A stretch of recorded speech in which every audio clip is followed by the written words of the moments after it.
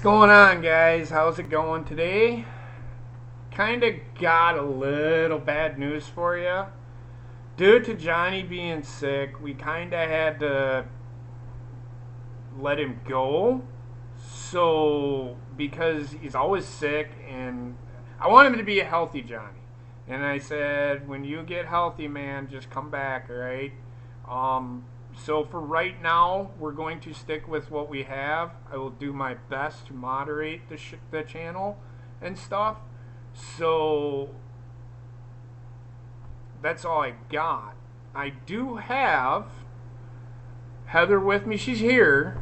She's just sitting over there. She'll be over here in a second. And that Bobbitt took off on me, so apparently I'm doing the show by my fucking self tonight. So... Hey! Oh, and Johnny's here! I'm just kidding. What the hell? Are you the host of this damn show? What the hell are you doing? Not much, man. How are you doing? How are you feeling? How are you feeling? I'm feeling a lot better, man. Good. Can I do my spiel? Sure. Okay. Welcome, everybody, to Wrestling Memories, episode 34, The Foundations of War. I am your host, Johnny Sinizter.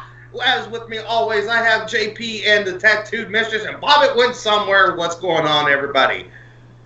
What's going on? I'm doing good. I had a nice little conversation. There's a couple of... Heather's not doing her show tonight. Apparently, she's just not feeling up to it, which I understand. So we're going to have some time to talk about this fucking bullshit that's going on in WWE right now. We haven't had a chance to talk to Johnny. What he thought of Hell in a Cell. I know he was in the chat on Tuesday, but we can talk about Hell in a Cell. We can talk about this fucking bullshit with The Undertaker, Shawn Michaels, Kane, and Triple H. We can talk about that, and I want to talk about that. Because I had the question posed to me, and keep this in the back of your mind. We're going to talk about this again tomorrow, too. For those that don't watch this, we're going to talk about this again. You will have to remind me. The question was posed to me. Do you hold it against Shawn Michaels for coming out of retirement? And I will give you my answer at the end of the show, and I will explain how it is. So I already gave you the answer, but I'm going to explain how I think it is their fault that other talent isn't being pushed. I will explain that. So we're going to get into this, and this is part of the reason why I could not wait to do this show, because there is the drubbings out there. One more match bullshit with Sting and The Undertaker. Yeah. So that's what we're talking about today during the Attitude Era. My favorite, before we start, I love Sting. Sting was probably one of my most favorite characters. Oh, yeah. Even before he went to the enigmatic Sting. I loved Sting. The charisma on this guy was fucking second to fucking none in my book. You want to talk about John Cena before John Cena was John Cena? Fucking Sting. Yeah. Was the most over superstar. WWE. Fucking Ric Flair in this show, before I let Johnny start talking, I'm going to jump ahead a bit. Ric Flair told Sting, go to WWF. Good God, son, you have so much talent. They can take you places you never thought you would go.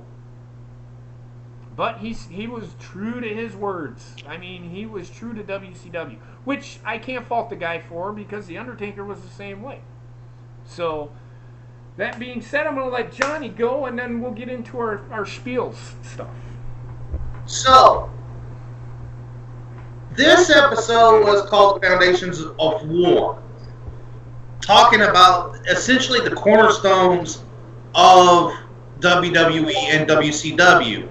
That being Sting being the cornerstone for WCW, and Undertaker being the cornerstone for WWF. Mm-hmm. I was a little bit disappointed in this episode because of the fact I wanted of all the long episodes that we had, I felt like this one needed to be a long one.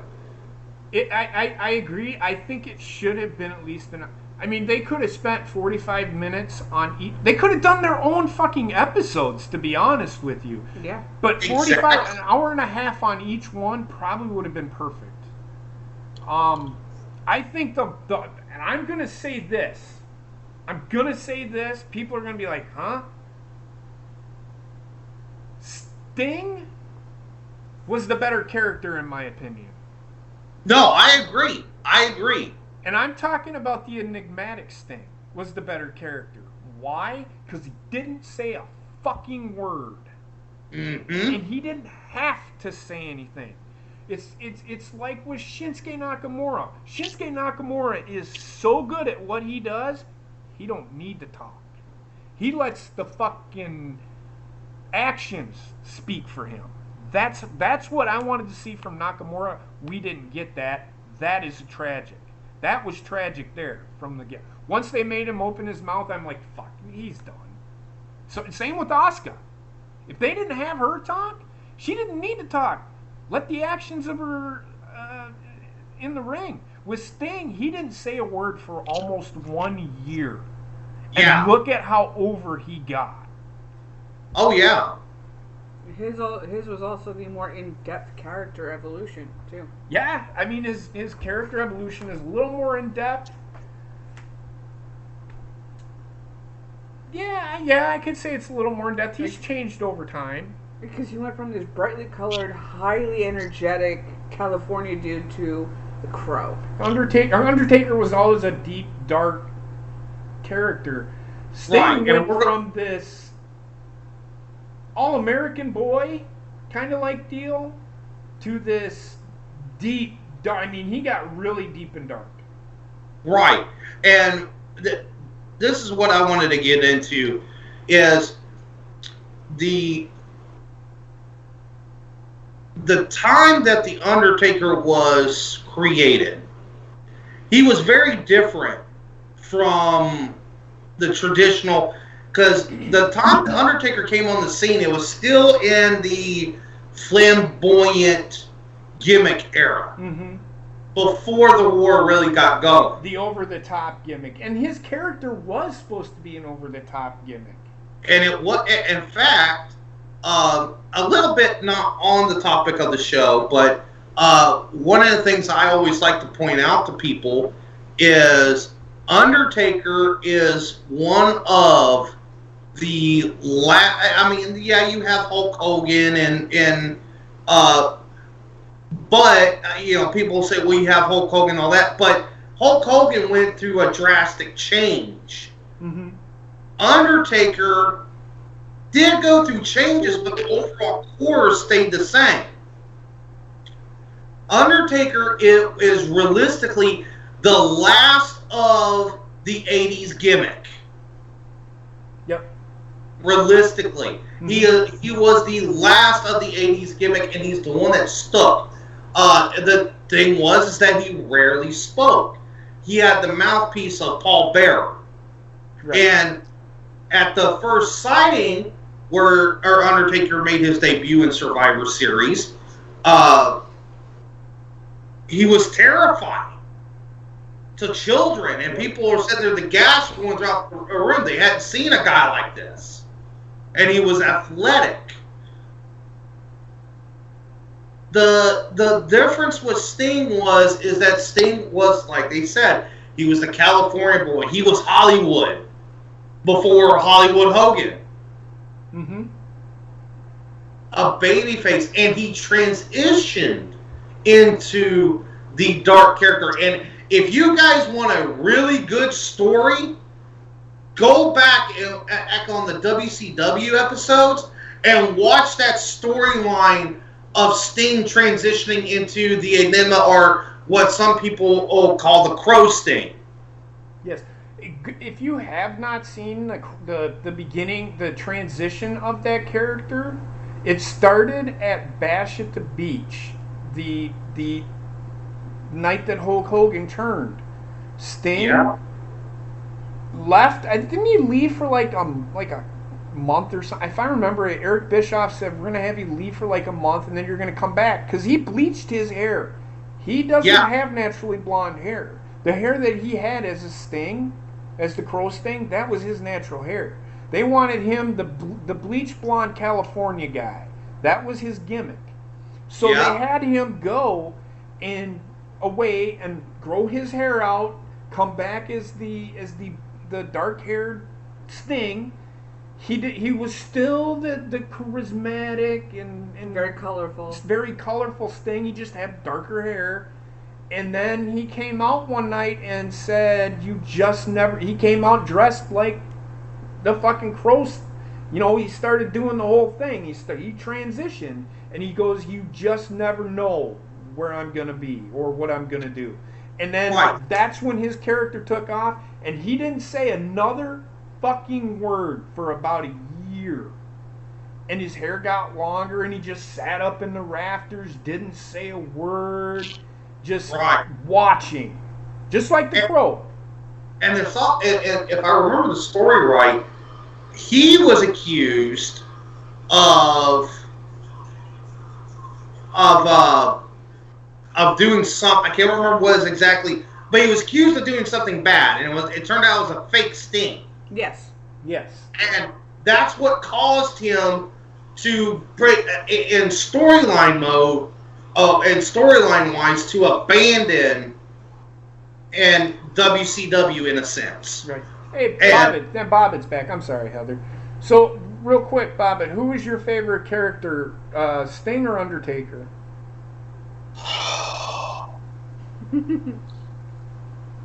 Good God, I knew I was going to get asked this. Ugh. It's so hard because I love them both equally. Right. No, I get it. I'm going to have to go with Sting. Even though I love The Undertaker to death. Yes. Well, we all do. Yeah. I just think Sting's character related to... It worked better for me. I don't think Undertaker's character would have fucking worked in WCW. Sting's character worked better in WCW, and I think it would have worked in WWF. But he didn't want to go to WWF because they didn't think they'd let him be Sting. Well, if you look at what they did to Kevin Nash and Scott Hall, he had every right. That's why. But right, and here's the thing that a lot of people, and one thing I picked up from this episode, is that Sting really did not like the idea of Scott Hall and them coming in. He was against it. Yep. He was against the direction of the way the company was going. And it was almost like, the WWF invasion, everybody talks about the WCW invasion into WWE, that whole storyline. Well, that literally happened in WCW. Right. These guys coming over from WWE literally started taking over. Yeah. And this was Eric Bischoff's plan. The thing about Sting, what a lot of people commend him for, is despite all of this, he was still a company guy. Yep. And some of the guys that got brought in, he brought them in himself. Yep. Because he thought that he was just that kind of a guy. It wasn't until the point when they were completely taken over, the NWO was completely taken over, that Sting really started like, okay, I've done enough, where is my comeuppance? Correct. And that's when Bischoff, and I think Bischoff kind of played that beautifully. Yep. Is that he reminded Sting, you can't have good baby faces unless you have really strong heels. And he is right. I don't care what anybody says. That's why another reason why WWE sucks right now. Where's the good, strong heel character? There isn't one. There's only one, actually. The good, strong heel character is Kevin Owens right now. And no, that's it. Randy Orton. Yeah, Randy Orton. So you got two good, strong heel characters right now in the WWE, and that's but they're not using Kevin Owens properly at all. No. They're using him as a prop to fucking get beat up. So, Sorry. no, it's okay. And it's hard to say, for me, the thing about The Undertaker, though, was it was stated that if Undertaker ever did go to WCW, that was going to be it for WWE. Oh, yeah. Because by this point, Undertaker was very much the backbone. He carried WWE when they were suffering in the ratings. Yeah. And he also went through his own changes, subtle changes. Never really broke too far from his character, but he also embraced the style that was going around. He adapted to what was going on. Yes. And which also led to one of the best storylines in WWE history, in my opinion. The story of him and his brother. Yes, and I agree with you. I said that last night. I can't disagree with Glenn Jacobs, who is Kane, by the way, when he said, I think that the best storyline going in wrestling at that time was not Vince McMahon and fucking Stone Cold Steve Austin. It was Kane and The Undertaker. Just the way they were telling that story. Right. It was the best story.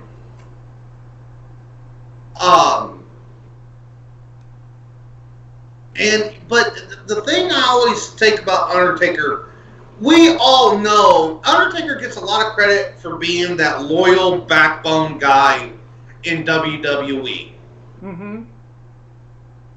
I don't think Sting ever really gets the credit he truly deserves. On how much, even when they brought him over to WWE finally and had that one match, I don't think they properly gave him credit. Well, they were going to give him a push. But It's then, just that unfortunate incident with Seth Rollins killed it.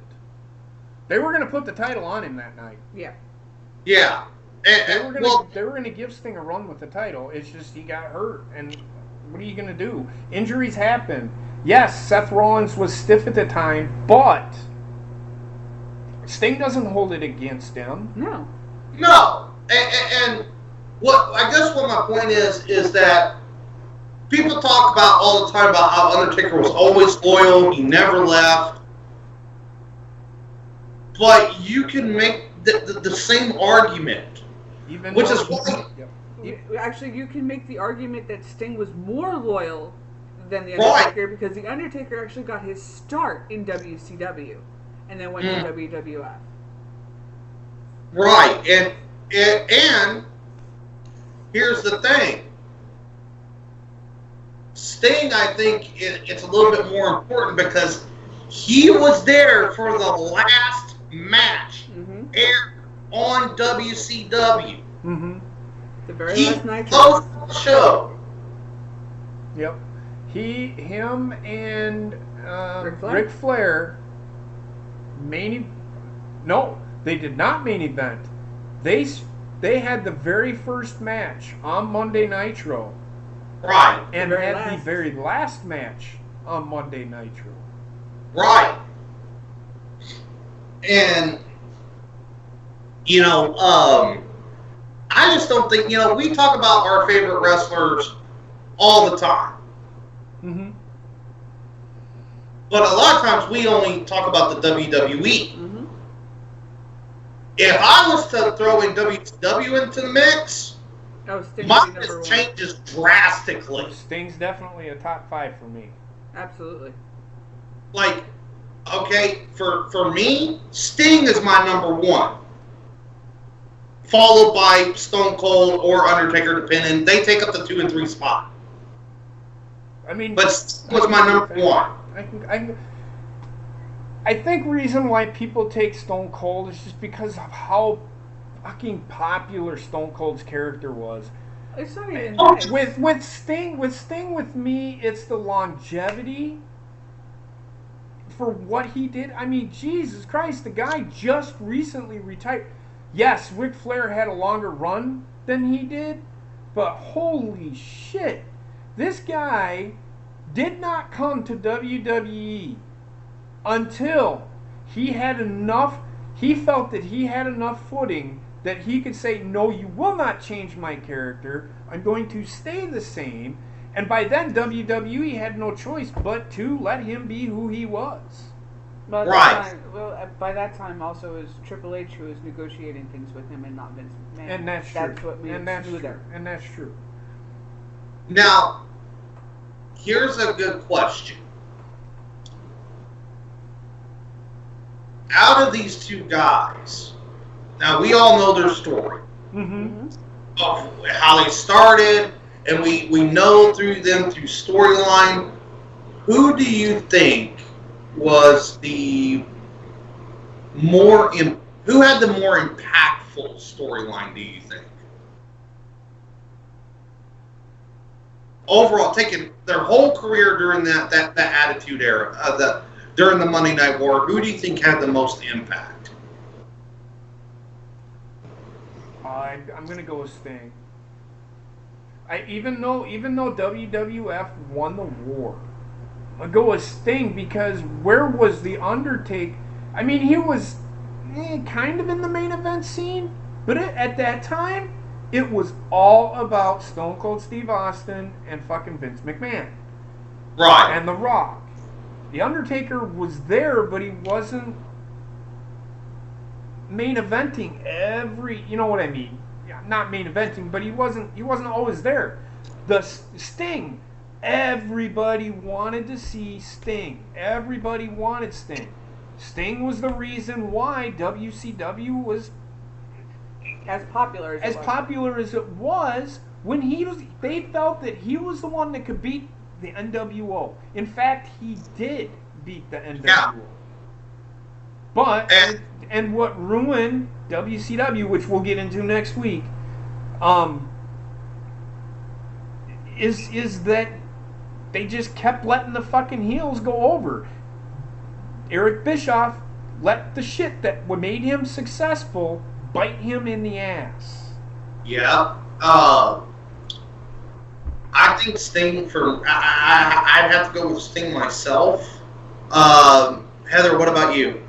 See, I'm going to go against the grain here. I'm going to say it's The Undertaker, because if his character had not debuted, we would still be getting the brightly colored, over-the-top characters. He was kind of the turning point for the characters in and of themselves. I don't know about that. You could argue it. You could argue it. What about you, Bobbitt? I'm going to have to agree with JP. I'm going to go with Sting. Because, you lose. What? He's talking to me, Bobbitt.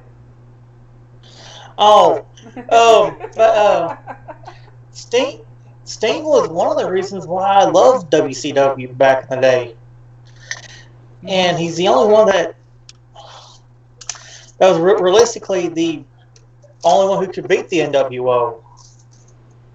Yeah, he was the reason that WCW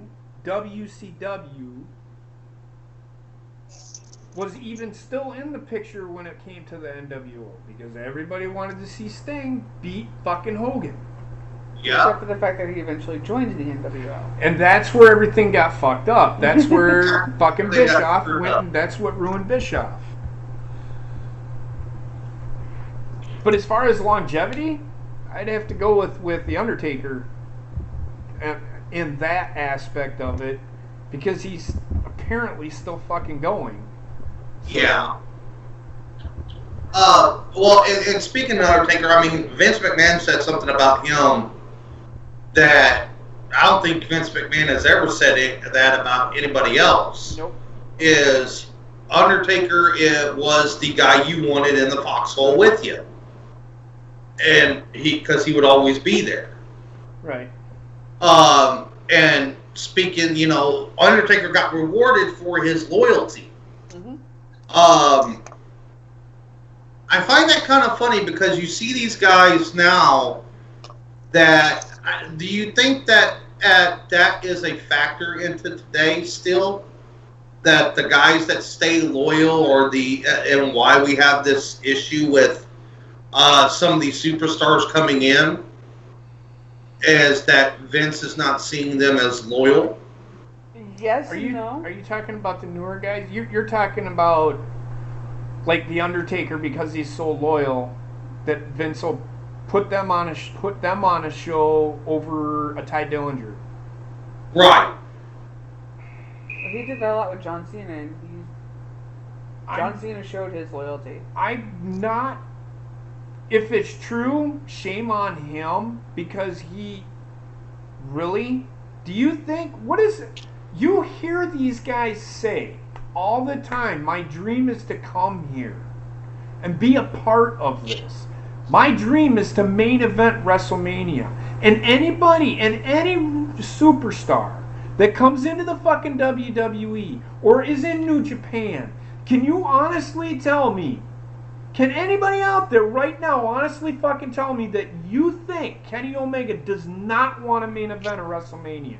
Are you fucking kidding me? You would have to be a fool to believe that he would say that. Of course he's going to say it. You want to know why he's saying it? It's all about the dinero, boys and girls. Yeah. But, I mean, shame on him for saying something like that. Because if that's what he's thinking, because that's just garbage. That's garbage fucking answer and an excuse just to get fucking Shawn Michaels, Triple H, Undertaker, and Kane on a fucking show. Well, we also have to remember that with The Undertaker, yes, he got his rewards, but he also sat there and put guys over. Are the talents today willing to put guys over themselves? I believe that they are. They do it anyway. The only one that I don't think is fucking Roman Reigns, because I think he's a fucking idiot. I don't think he knows that his time will come where he's going to have to put somebody else over, and he's going to be like, well, I thought I was the guy. Yeah. I have that. That's the feeling I get watching Roman Reigns. He thinks that he is the guy and he don't have to put anybody else over. That's what I am seeing from him. That is why I don't care for Roman Reigns. One thing I did notice is that anytime, like, especially when he had that incident with the drug issue, Yes. and he had to put somebody else over, did you notice that his whole demeanor changed? Yeah, you Like, didn't like it. his whole look of that he really did not want to be there? Yeah. That's him thinking that he is the fucking guy. And he's not. He's one of the guys. And that's the fucking attitude. And that's the attitude that they had in WWF back in the Attitude Era. It wasn't about blood and guts and fucking jumping off of fucking ladders and fucking throwing somebody off a fucking cell. These guys worked together because they knew that they could wrestle together. It wasn't about who was putting who over or who was the number one guy. They all knew who the number one guy was. But did he hold the title for fucking 16 times in fucking 10 years? No. How many times was Stone Cold Steve Austin champion? Wasn't he champion only like 6 times? 5 Something times? like that. Something like that, and he only held it like 4 months at a time. Yeah. Fucking Rock held it like 6 times, and he held it like 3 or 4 months at a time. The Undertaker held it like 3 times. So don't give me that fucking bullshit that, and coming at me saying that fucking, well, Roman Reigns is the top merch seller. Fucking Stone Cold was his top merch seller. That doesn't mean that they fucking had him hold the fucking title or fucking pushed him into the fucking main event 4 years in a fucking row. That's the fucking biggest garbage fucking answer I've ever fucking heard. And for somebody to think that is out of their fucking mind. So So naturally, we had, we spent a lot of time on talking about, like, how Undertaker evolved his character, Sting evolved his character begrudgingly, but he did do it. Mm-hmm. Still be maintaining that company guy. To me, I think I think that realistically, Sting was another one of those moments. I think if they would have left Sting the way that he was before he joined up with the Wolfpack, I think they might have held out for a little bit longer. And I agree with what they said, because I had the same sentiment, and I'm going to ask if you guys had the same sentiment. It didn't make sense for Sting to join an NWO faction, because they spent so much time building up the fact that he's the guy that beat him. Right. Mm-hmm. It didn't make sense. Yep. Go ahead. What's the question? So, I'm wondering if you guys share the same sentiment as I do. Is that I felt like when it happened, because I actually saw it. I was watching WCW at the time, and when I saw Sting go to the Red and Black, or even just tease going to NWO, I'm like, wait a minute, this ain't Sting. Mm-hmm. Sting is the lone wolf. He's the badass. Mm-hmm. He's the cool guy. Why is he joining? And I'm wondering, what are y'all's thoughts on that? Is the sentiment shared, or do you have perhaps a different take on it? Well, actually, I do want to correct you on one little thing. He did not begrudgingly change his character. Scott Hall sat down and said, you really need to change up things. And Sting was just like, tell me how. I would love to change things up. Tell me how. That's right. Yeah. And that's when Scott Hall brought up the whole Crow idea. And he changed. I mean, he changed for the better. I mean, look at the character he is. When he got to he's the Crow Sting. What's funny is he's more known for Crow Sting than the California Sting. Yeah. That's what's funny. It's today's age, and the California Sting was good. Don't get me wrong, it was good. Yep. But Crow Sting is what he is the most known for, because he was such an in-depth character, and he didn't even know if it was going to work. Yeah. No. He had his fears, and justifiably so. So the whole point of this episode, which God, I wish they would have spent more time on some of the stories these guys had. Oh yeah, absolutely. Especially if they sat down both Sting and Undertaker and just let them tell the story from their perspective. God. Go to 83 weeks. Yep. There's one of Sting on there. He talks. It's an entire episode on Sting.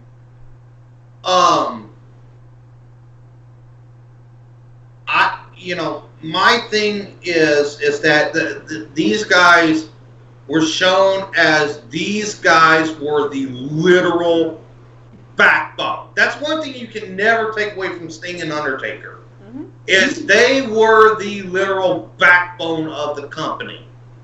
Yeah. And they did say something I think is true. Loyalty in professional wrestling is a hard thing to come by. You don't see a lot of guys like that. That is true. You don't see a lot of guys like that today. No.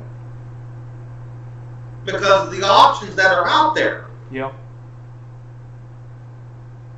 And realistically, comparing it to then and now, I think that's what WWE is probably missing the most, is that backbone. Who is their backbone of the company? They really don't have anybody except for possibly AJ Styles, and even then, it's not a guarantee. Well, he's 40. I mean, how much longer is he going to be there? I mean, you might be able to make the argument for Seth Rollins. Maybe. I mean, there's also Drew McIntyre, but those are the only names I can think of. Apparently, Vince thinks fucking Roman Reigns is that guy. Now, I'm going to go off on a little bit of a tangent here. Because the one guy that I think, if they would have booked him right, and realistically he is, the argument could be made that realistically, even though that they never booked this guy right, he is stuck with the company for all these years, Dolph Ziggler. That's true. Yeah. I can see that. Yeah. He's getting up there in age too, though. I think, isn't he? He is getting up there in age, but when you look at it, all those years. Well, and you could also make the argument for the Miz, but here's the thing: when we talk about who's the backbone now, we're throwing out names and we can make the argument. When it came to Sting and Undertaker, there was no argument. These guys were the backbone. What we mean by backbone, Aaron, it's not who's on the fucking cover of a fucking game. It's about who they can carry the mantle and carry on into the future. It's not about a fucking video game. It's not about how many fucking titles you win. Because you look at The Undertaker, he's only won the title like 4 times, I think. 4 or 5 times. So it's not like he's held the title forever. So Daniel Bryan's getting old. Daniel Bryan's is 38 years old. He's only got about 2-3 years left. And I don't care what anybody fucking says. He's injury prone. Yes. Are you sure he's going to be able to fucking hang around? He's older. He's got a family to worry about. He's not going to be doing as many fucking days when his new deal comes into effect. So, I'm thinking younger people. I mean, but you want to know who I think the backbone of the company is going to be? If they fucking do him right? Velveteen I can see that. Yes, I could. I could see that. Vince, even though it's a kind of like a fucking gold dust type character, Vince has stated he thinks very, very, very highly of Velveteen Dream. He could have very easily called him up and he said, no, I want to keep him down there. Adam Cole is another one. Mm-hmm. But you look at now, 22 years old, 23 years old, fucking Velveteen Dream is your guy. Yeah. But he doesn't have to fucking hold the championship or be in the fucking main event at WrestleMania 10 years in a fucking row. Stone Cold Steve Austin wasn't. The Rock wasn't. Triple H wasn't. John Cena. Hogan wasn't. John Cena was in a bunch of main events, but he wasn't in fucking 20 in a row. Like And Hogan wasn't either. What's that? Hogan? Oh, yes, he was. Yeah, he was in like. Go look through the. He was in seven main events in a row. Yeah. And here's the thing. WcW and WWF. Well, here's the thing. One of the things I always thought was kind of interesting is they always say that Roman Reigns is kind of the leader of that locker room. Okay. So this is what I always kind of thought of is, you had Sting, you had The Undertaker, who were the leaders in their respective brands. Mm-hmm. They were the leaders of the locker room. Right. Now, even though it didn't look it in WCW, Sting is what held everything together. Yeah, that's true. Well, it's because of Sting that Ric Flair came back, Lex Luger came back. Right.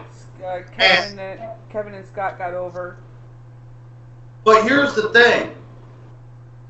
Undertaker wasn't always on top. Sting wasn't always on top. In fact, this is the thing I always found interesting. A lot of people are like, well, what's up? You guys got to be on top. Guess what? For that entire year that Sting was doing the whole Crow gimmick, not only did he not say one fucking word, it was a year before he had a match. Yep. That is true. Wasn't in the main event, nothing. He come out and beat up on fucking NWO, but he wouldn't say a fucking word. No, and he would not get in a wrestling match. He would have these segments where he would beat up the NWO. Or WCW guys. And when he finally had his match at, was it Starrcade? Starrcade 1997. Or was it 97 or 98? I think it was 97. Okay. Starrcade 97. His first match in a year, and it's against Hulk Hogan. That was one of the biggest Starrcades ever. Oh, excuse me, guys. I'm feeling a lot better. I still just got a bad cough. Well, you guys, we'll talk. Once we're done talking about Sting and Undertaker, we'll talk about the future. The future here in a minute. We'll get there. I promise. So, my thing is that just because your guy is, or the guy you perceive to be your leader of the locker room, doesn't mean that they have to always be on the top. Undertaker wasn't. Sting wasn't. It's true. The difference is, it always goes back to this. The stories that were told is what made it all worth it.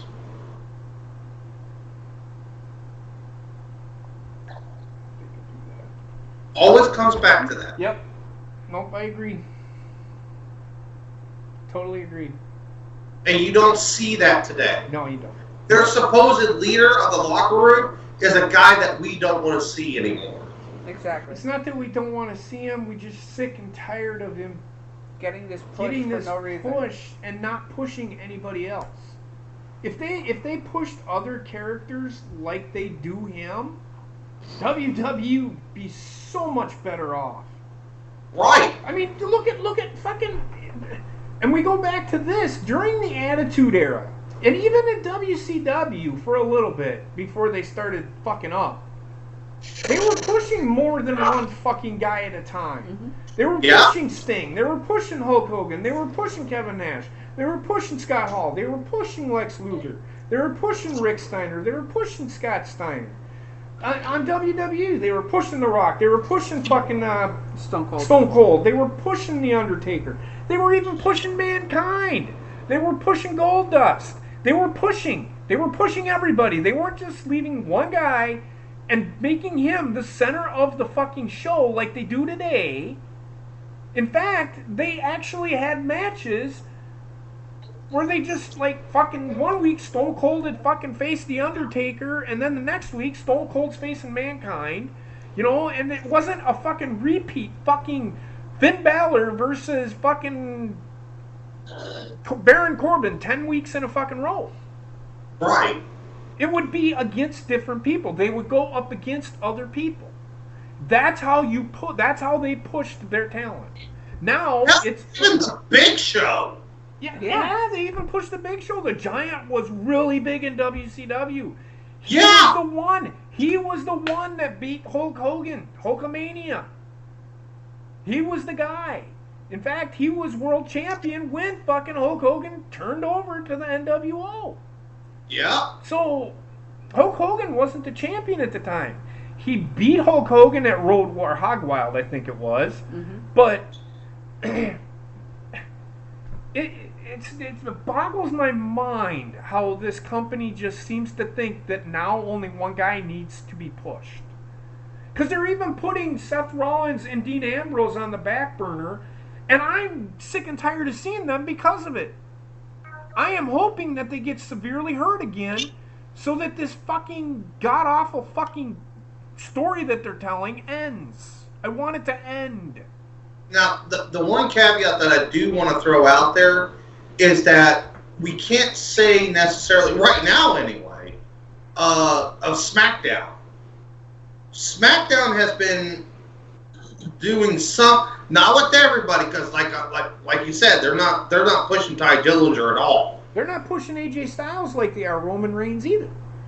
Yeah, but the one thing I will give SmackDown, they're still guilty of not pushing all their stars, but at least you're seeing more dynamic storylines on SmackDown, and not a overall central thing. Some of them that we're kind of tired of seeing, like the Miz and Daniel Bryan. We're tired of seeing that. Sick of it. But here's the thing: is that at least it's one of those, like, okay, for instance, this past Tuesday we had AJ Styles versus Andrade Cien Almas, which was a really good match. Yes, you're correct. And so we're seeing these different guys at least being shown on SmackDown, where you can't say that about Raw. Raw is all about Roman Reigns or the Shield. The Shield and Brock Lesnar. That's it. Everything else is a side thing. You don't give a shit about. Hell, realistically, I can't even tell you what feuds are going on right now outside of the Shield. Well, and Drew and Braun and all them. Well, what other feud is there? Yeah. Who cares? Well, they just ended the Alexa Ronda feud, so now we have no clue where Ronda's going. Well, we do. I do. I know exactly where Ronda's going. She's going into a feud with Nikki Bella. I'm talking longevity. That's only until Evolution. Well, what's not to say that Nikki and Brie aren't coming back? I mean, you could be sitting there saying they're just doing Evolution, but what's to say that they're not coming back? Whatever. I don't want to see them back. I don't. They need more women on the roster. They really fucking do. And right now, that's what they have to deal with. Let these other women develop in NXT and bring them up. Well, the problem is they never signed enough women to sit there and handle these ambitions. Now that they have this Mae Young Classic, I'll talk about it tomorrow, but Mia Yim is at the Performance Center. She's working out. So I think they signed her. She is really good if you've never seen her wrestle. I'll have to check her out. She's really good. She was in TNA. She's dating Keith Lee. Well, there you go.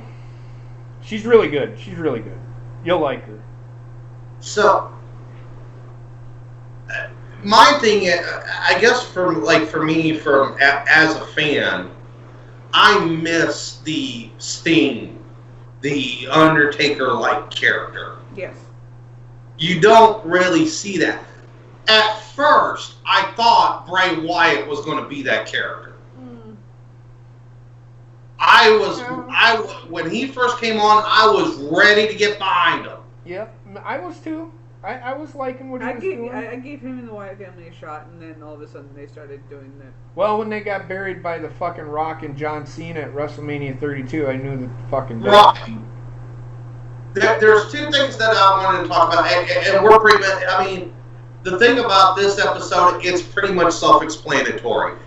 These guys were very loyal, and these guys were essentially the backbone. There's nothing really we can say. These guys were the epitome of their brands. Mm-hmm. And my thing has been, like, we're the missteps that were happening that led to the end of the war, we're seeing a lot of this play out. Now you're going to see it next week. You're going to start seeing all of it next week. We're almost to the end. There's like 4 episodes to go. Yep. I think so. There's the curtain call. There's the building an army is next week, and that one is all about Vince kind of doing what WCW did to him. But he's taking their younger talent, not their older talent. Right, and the issue is nowadays is that realistically, we've said it for years. Even before we all came together, we were all saying this. Is WWE doesn't have viable competition. No. And I'm one of those that I feel that until WWE does, they're going to keep doing the same shit over and over and over again. You're not going to get good storytelling. You're not going to get the stuff that we tell you to go back and watch and Bobbitt, see what we missed. Bobbitt, what do you got to say, man? Say it. Speak it. Let it flow, my friend. I have nothing to say. I was just typing in the chat. Yeah, you got to contribute somehow. Speak up, motherfucker. Say something. Say it. You're part of the show too, Bobby. Wait for a question or something to answer. Oh, we're just talking, man. We're talking. Throw your 2 cents in. I honestly have nothing to add. Oh, okay. Well, you will. We'll let you go because I'm about to. We're going to talk about the future now, and we're going to talk about the Undertaker. And I know Johnny's position on it. I just want people to understand where I'm coming from with this Shawn Michaels and fucking Undertaker and Kane and Triple H fucking thing that's happening in Super Shit Show. Wait, what is my position? You understand why they are doing it. I don't want to fucking see it. You can go back to the fucking network and fucking watch it. Sorry. I'm sick and tired of you hearing that fucking bullshit.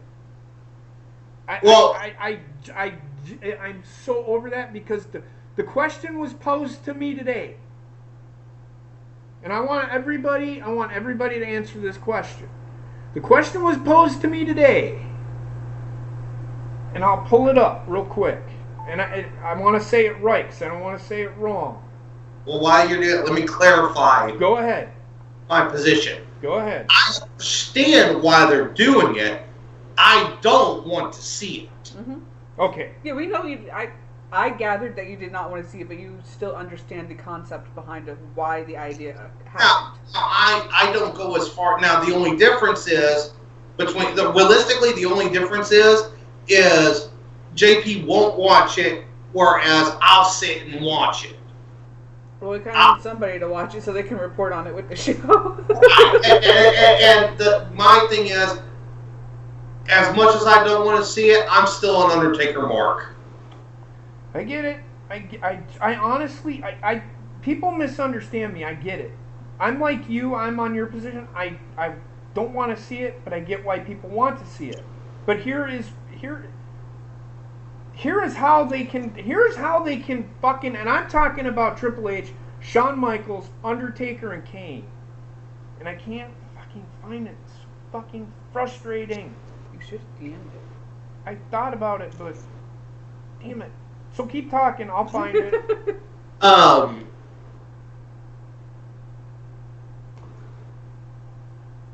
damn, I completely lost what I was fucking thinking.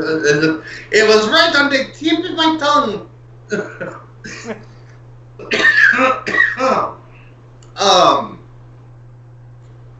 No, I don't understand it either. Here it is. Now, this is a very tough question, and it's a very tough answer for a lot of people to say. And I'll tell you exactly what I said. Will you lose respect for Shawn Michaels if he comes out of retirement and has this match? I said, this is what I said. I said, that is a tough question. I thought about it for, I don't know, a couple of minutes, 3 minutes, 4 minutes. I'm going to say yes. Here's why. Guys like Shawn, Undertaker, Triple H, and Vince have always been able to go to Vince and say, here, I have a better idea. Have they not? Have they not? Right, move on with your point. Okay. They can go to Vince. creative and the board and say, don't you think it's a better idea to push the newer talent than making us come out of fucking retirement and having fucking matches just so you can make money? But don't say it like that. You know what I'm saying. That's what I'm saying. Come out and say, I think it's a better idea to build to the future. Book a Ty Dillinger or a fucking Bobby Roode or something to that effect in this kind of Bray Wyatt. What are you going to do with fucking Bray Wyatt? He doesn't have Matt Hardy anymore. Now is the opportunity for them to fucking push him. Yeah. I'm just saying. Yeah, I fucking blame Shawn Michaels for saying, yeah, I'll come back and have another match. Because it's these same fucking, like Triple H. I remember one of the promos that he cut. He said, it's people like you are the reason why I can't get where I want to go. I hear that promo cut all the fucking time. And now these guys are doing it to the younger talent. Is bullshit. They need to fucking start pushing the newer fucking talent. We don't need this match. You think we need it, but we don't. And anybody that thinks we need this match is a fool. Because WWE is just eating up the money. That's all they're fucking doing with this. They aren't going to give you, it's just so you can see Shawn Michaels and fucking Undertaker. You aren't going to get a 25-minute classic like you did at fucking Hell in a Cell, or the retirement match, or the fucking match that you saw with Triple H and fucking Undertaker. You aren't going to see that. And if you do, I wouldn't be surprised if them two never fucking wrestle again. They're 50 fucking years old. They can't do that shit no more. Come on, people. Think. Well, they're 50 fucking years old and badly injured. With degrading bodies. It's stupid how this company thinks that this is a good idea.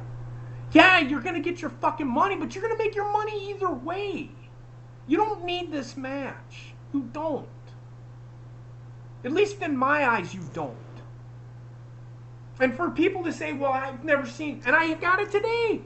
I've never seen Shawn Michaels wrestle. I said, you have the WWE network? He's like, yeah. I said, go fucking watch him then. He's all over the fucking network.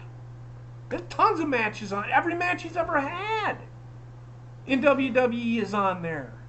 Go watch him. It boggles my fucking mind when people say, well, I've never seen him wrestle. What do you mean you've never seen him wrestle? That makes no sense. It makes no sense. You can't get behind the new guys because they're not pushing the new guys, Ace. That's what I'm getting at. If you don't push the new guys, how can you get behind them? You have to let them be brought to the forefront. Not sitting behind fucking Undertaker and Shawn Michaels and Triple H and, for God's sake, fucking Kane.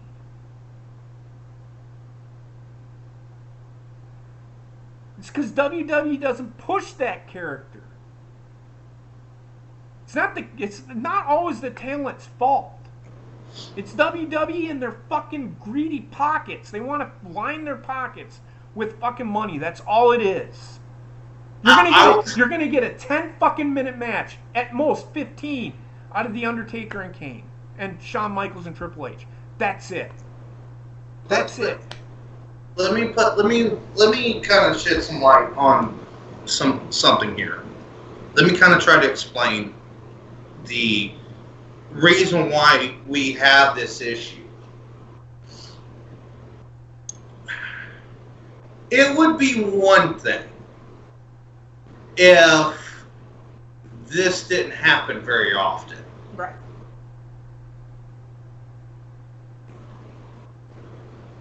And people are, well, it doesn't happen often. Well, when you really think about it, we see this once or twice a year.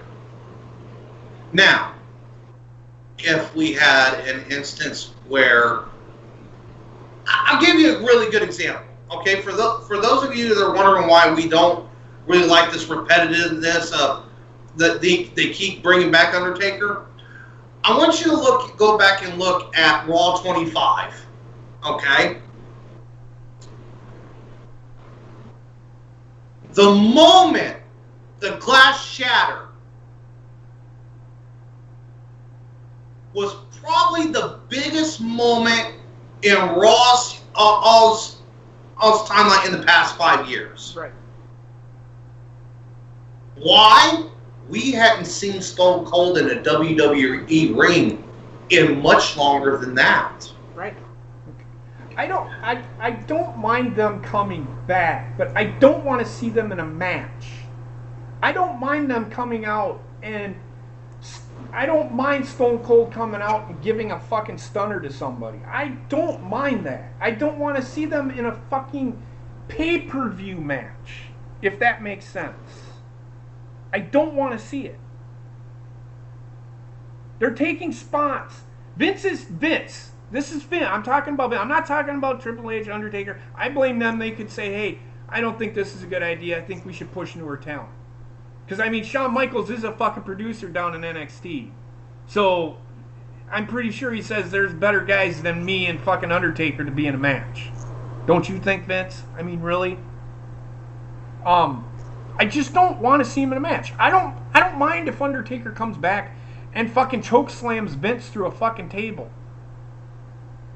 I'm not against that. I just don't want to see them in a pay-per-view match, especially at WrestleMania, when you're trying to tell stories to advance Raw, SmackDown, and other pay-per-views. Because that's what WrestleMania is supposed to do. And Ace, I want to touch on what you said just there right now. Imagine this. A very good brand new talent is put up against a very bad old talent. It's going to make that new talent look horrible, right? Most likely. So, booking decision there, bad choice. Therefore, that's creative. Yes. But Bobbitt, I know Bobbitt, I seen Bobbitt says this is going to go to a place I don't want it to. Say what you have to say, man. It's all right. Shawn, We're family here. It's okay. if Shawn really does go out of retirement, who's going to stop them to not have Stone Cold come back and do another match? Who's Stone Cold? Stone Cold said he'll never wrestle again. He can't. He's got that spinal stenosis. Shawn Michaels said the same thing, though. Yeah, but you know what? Shawn Michaels is right now. Yes, we're all sitting there saying that they're definitely going to be fighting. They're definitely going to be fighting. Nothing's been confirmed yet. I know, I'm just saying if. No, there's chatter. There's big time chatter. There always is. There was big time chatter that the Ultimate Warrior was going to come out of retirement. What happened? He did that promo on Raw and then dropped dead. Literally that same night. No, the next night. I mean, I didn't mean. I probably interrupted you, Johnny. You're on mute, but. Huh? Oh, I was just gonna say I didn't mean to interrupt you. I just wanted to make sure that everybody understands my stance, and I get what they're doing, but we don't need it. We don't. And if they do it, they're gonna even set themselves back even further if they do it. When it comes to Shawn Michaels coming out of retirement,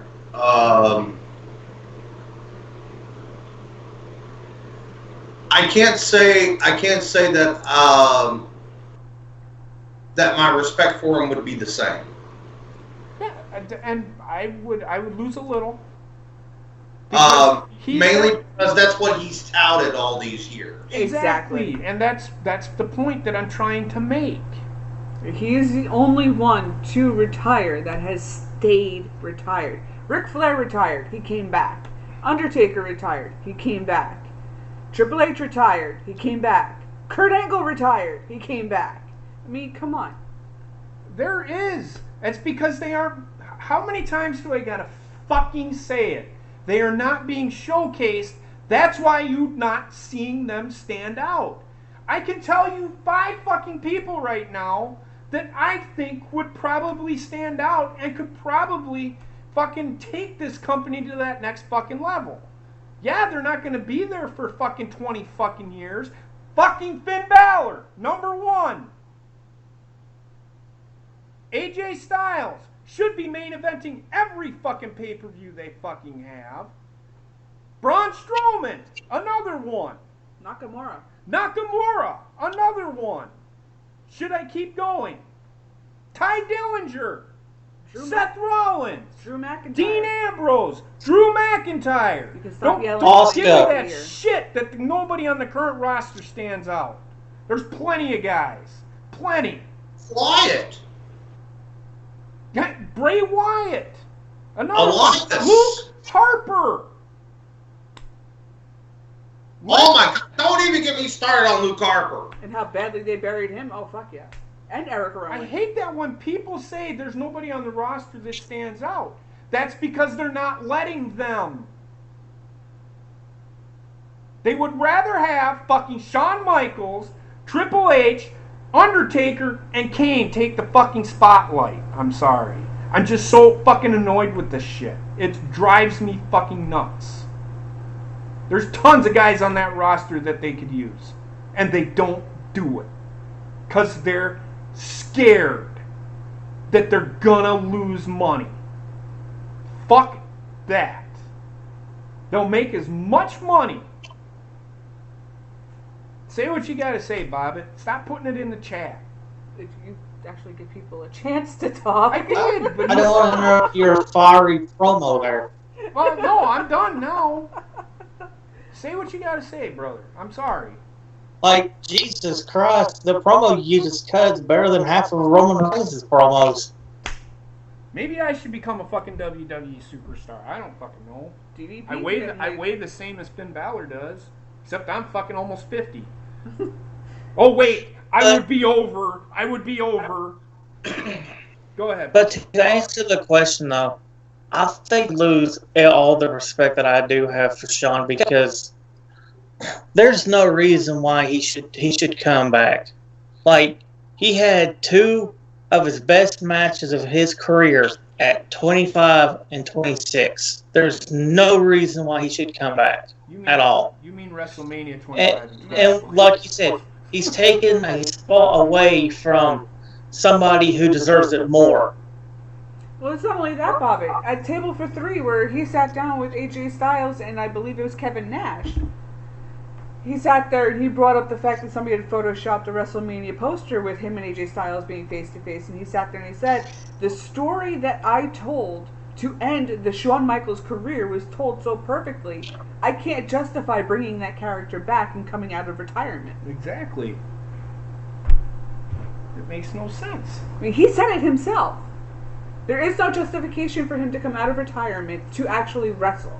To be there to host a SummerSlam or to host a WrestleMania or to do a little promo package. Fine. But he said it himself. He ended that character in such a perfect way. There is no story to be told that would bring it back. Right. And I want to be honest with you. I don't like yelling. You can't say that there is nobody out there that they could push. Ah, fuck, there's not. There's tons of guys on that roster that could if they would fucking use them. Okay. They don't. Okay. I've never done this before. It's gonna put me in a timeout. But what? He said you're going to put him in a timeout, which... No, we don't do that anymore. Come on. I was hoping you'd tell him to go stand in a corner at least. No. Okay. I brought up Bray Wyatt a few times. I'm going to give you how I would have booked Bray Wyatt in probably the last 4 years. Okay. Number one, Brock Lesnar would not be the one to beat Undertaker. It would be Bray Wyatt. Because the reason being is Bray Wyatt, when he first came out, was perceived to be the next Undertaker. Or Undertaker-like character. Right. What more perfect way to pass the torch than for Bray Wyatt to be the one that beats The Undertaker and not Brock Lesnar? You keep going on from there. Here, he keeps the Wyatt, and then at this point you can have infighting with the Wyatt family. Luke Harper, Eric Rowan go off, form a tag team. Him and Braun and Bray, a feud goes between them. You can even have it to where at one point, let's say Luke Harper and Eric Rowan gain the titles. And then you have the title feud over those two. Mm-hmm. Problem is, and this also plays into Braun's story, Bray can't control Braun. And over time, Bray is losing control. And it sends him into madness. Even more or demented. Mm-hmm. Okay. Causes him to lose all control over the family. He's out and alone. And he's seeking a target. Finn Balor comes in. You have a proper Demon versus Eater of Worlds. And not this that he's some weird amalgamation of Sister Abigail. Yep. Have his fall be his manifestation. Got it. Liking where you're going. And they have their feud. And you have a deal where it seems like Bray is getting angrier and angrier. Because he can't get over Finn Balor and the Demon. And then the culmination is that he finally does overcome. I would have done a deletion different. Yes. Mm-hmm. Bray, everything still happens the way it happens. Except what happens is when he gets thrown into the lake of reincarnation, it turns him even worse.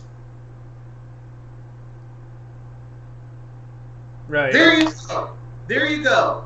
I just told you a more compelling story, several compelling stories, in a matter of 30 minutes than WWE has in the past 5 years. That's true.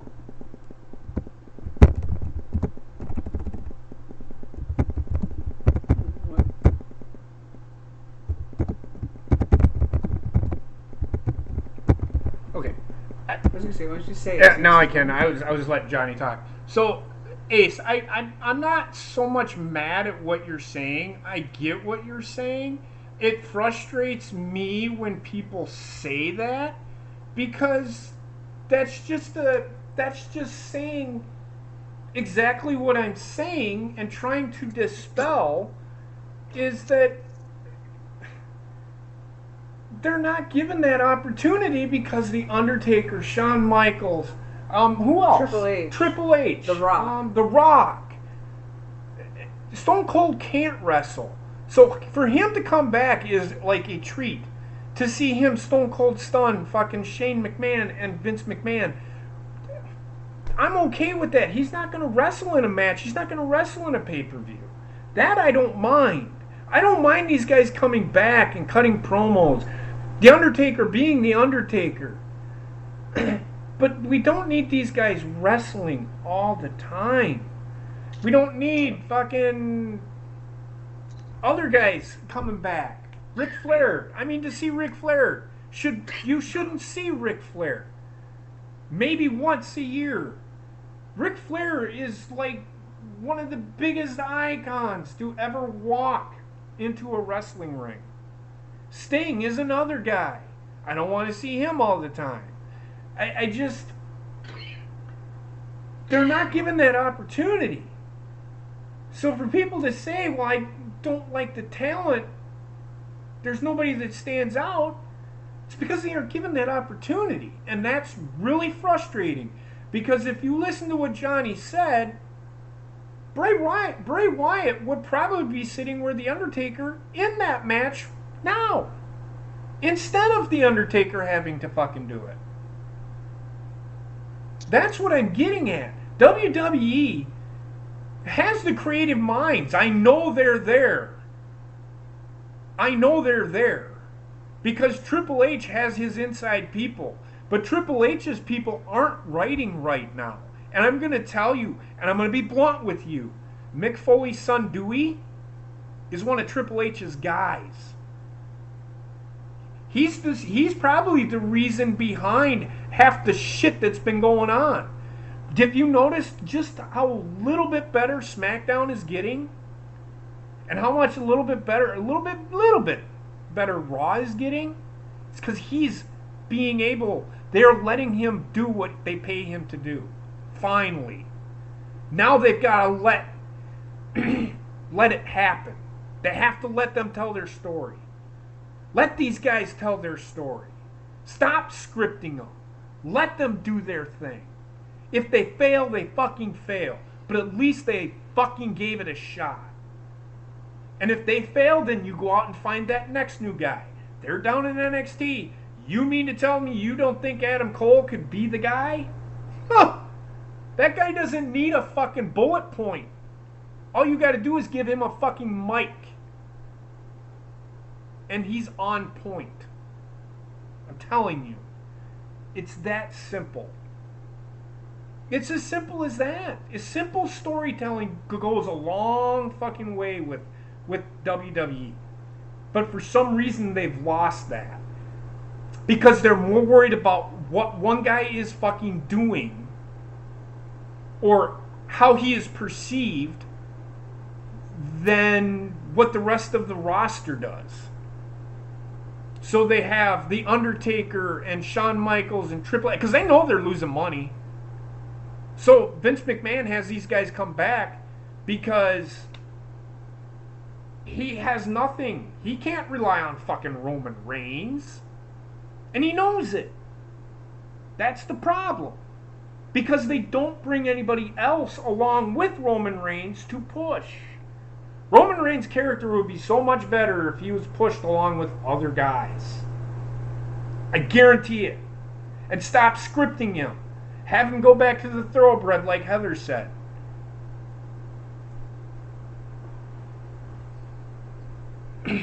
It's insane. Exactly. Adam Cole points at himself.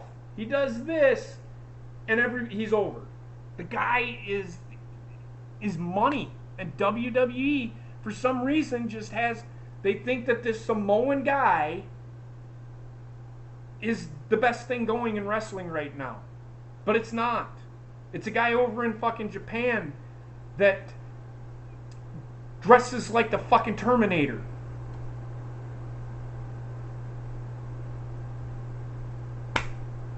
Or a bleach blonde fucking Rhodes kid are the most over thing in wrestling right now.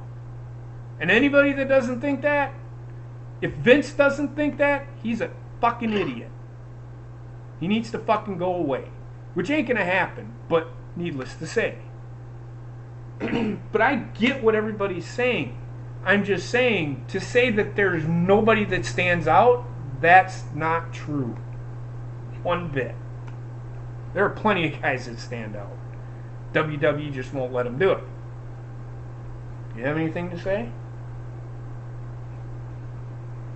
It's probably stole your thunder again, like I usually do. But I mean, the only thing I do have to say is to touch on Finn Balor doesn't have personality? Really? He does. He does. He smiles. His character when he's not Finn Balor is a smiler. I get that. But when he has his demon gimmick on, he don't fucking smile. I was actually talking about what Ace had said. Oh, I made that point. I made that point. Samoa Joe, Ronnie, I'm going through the chat here with the people that they could, carry the banner for WWE. Samoa Joe, he's one of those guys. I love Samoa Joe. He's one of those heels. He's one of those top heels. He's almost 42. And when you get to be that age, that's why I'm not including AJ Styles. You could include AJ Styles, but I'm not. I'm not including AJ Styles. I'm not including... Aleister Black is another guy. Good God.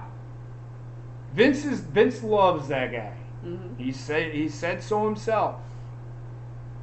He's another guy that doesn't need a script. Give him the mic and let him go. What about... there's another guy that they're really high on. Lars Sullivan? Yes, they're high on Lars Sullivan. He needs a little bit of work on the mic. I'm not sold on him yet. Ciampa, he's getting up there in age himself. He's only 33. Yeah, but you know what? By the time he gets up to the main roster, I'm gonna say no on Ciampa unless he turns face. Vince wants the face of the company to be a babyface. Which anybody that tells me is Roman really a heel? No, he's not a fucking heel. He's a fucking face. The WWE wants him to be the face of the company, so he's a babyface. When Road Dogg says, and I do respect Road Dogg to the utmost, but when he says you cheer for who you want to cheer for and you boo for who you want to boo for, that's a WWE answer. Yeah. That's not a Road Dogg answer. Gargano could be, but he's a 205 Live guy. I guarantee it. That's what Vince thinks of him. Mm-hmm. Go ahead, Heather. I'm sorry. I forgot what I was going to say. So. David Wells said Aleister Black.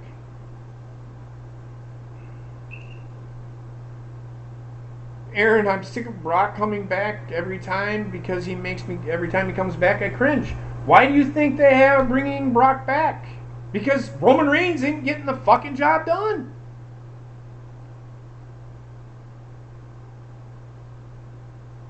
And then there's like a couple others. Yeah. Drew McIntyre, I honestly, I think it is going to be Drew McIntyre. I think it is going to be Drew McIntyre who takes the title off of Roman Reigns. Yeah. I think that's who they're building to. And I hope it's sooner than later, to be honest with you. Or they're going to have, that's who they're going to have take the title off of fucking Brock Lesnar at WrestleMania.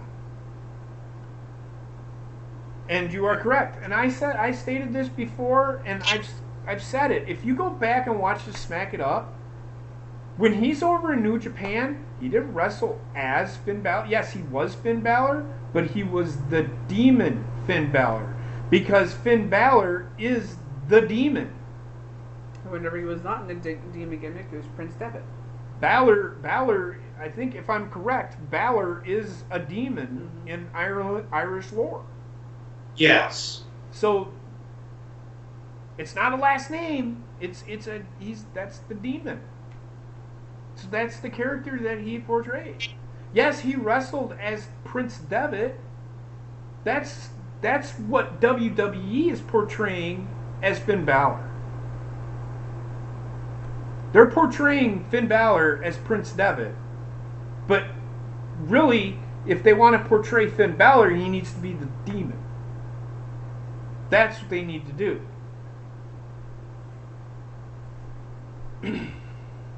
So, I mean, the Becky and Charlotte thing, let the WWE tell their story, guys. That's all I'm telling you. I know what I said on Tuesday. Again, I'm going to keep telling it to you. Just let them tell their story. Becky's the heel. Charlotte's the face. Deal with it. And for those who sit there and say, Charlotte is not the face, she deserves to be the heel because she's the bigger bitch. I'm sorry, but no! Charlotte didn't do anything to fucking Becky. Blame Paige. Paige is the one that put her in the fucking match. And do you think WWE's gonna fucking let Paige or let Charlotte lose to fucking Carmella twice the way clean? I don't think so. I don't think so. I mean, not to mention, babyface behavior is smiling, happy, and interacting with the audience. Is that what Becky's doing? Becky's not doing it no more. And don't get me started on, Stone Cold Steve Austin. No. He acknowledged the crowd every time he got in the ring. He may not have done it down the ramp, but you know what? As soon as he got in that ring, he was up on those ropes looking at the crowd. Becky doesn't even do that. She doesn't stick her head out the ropes and put up the devil horns anymore. No. She don't do that anymore. There's a difference. She doesn't high-five the fans as she's going down the ramp. She's not happily dancing to her music or taking off her goggles and giving them to a fan anymore. Stone Cold doesn't do that. He never did that either. I think he might have given. But I'm saying, for her babyface character, that's her behavior. Well, yeah. But other than that, I think we pretty much... And no, I don't want to see The Undertaker versus Sting, so don't ever ask me. You already know how I feel about it. But other than that, I have nothing more to say. I'm sorry I went off on a rant and I didn't let anybody talk. But I agree with Johnny with the whole fucking Bray Wyatt thing. I was thinking that's what they were gonna fucking do, and they didn't do it. Why, I don't know. But interesting. I don't know what to tell you. Other than that, we could... Bobbitt, are you going to be here tomorrow? Yeah. Okay. So, tomorrow, I'm gonna look up some news for tomorrow and all that good stuff. Talk a little bit about the Mixed Match Challenge. I don't give a shit about it. I'm going to tell you that now. I don't care. It's not No one really does. No. In the video game, it's perfectly fine. Perfectly fine. That doesn't bother me one fucking bit. I fucking do that shit too. Dream fucking matches are what I live for. But do it. You can't do them now. Why do them at all? Johnny, you might want to look in the chat. Oh no. You gonna time this guy out? Yeah, I think you should. What the hell does he want? Hang on.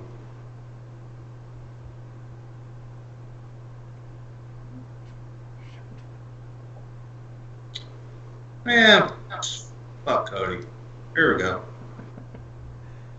Jeez.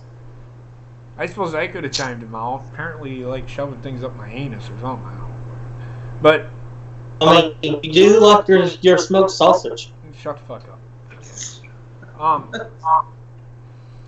What we'll do this week in wrestling, I don't think there's anything going on this weekend as far as wrestling goes. I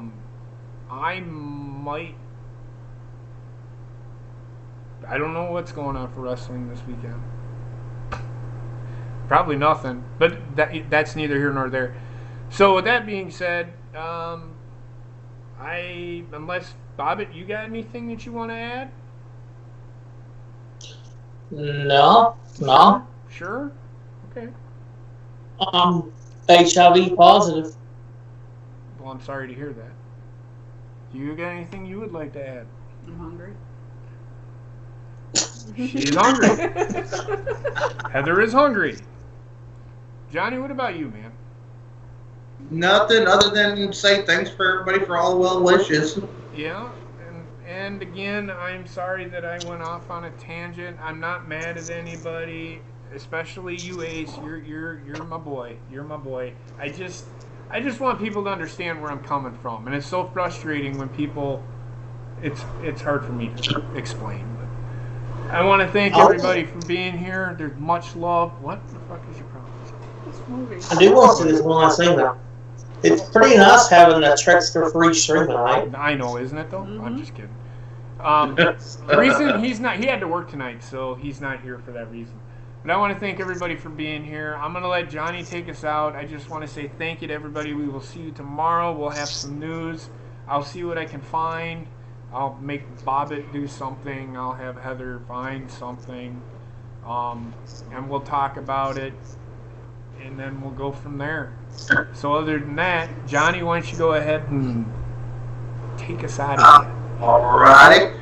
Hey, everybody. Thanks for coming out. We greatly appreciate it. Hope you had a wonderful time. As always, be sure to tune in for our live reaction review on Mondays and Tuesdays.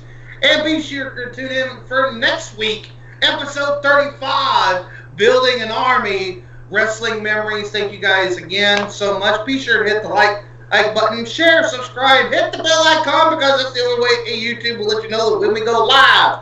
You guys have a wonderful night, and we'll see you later.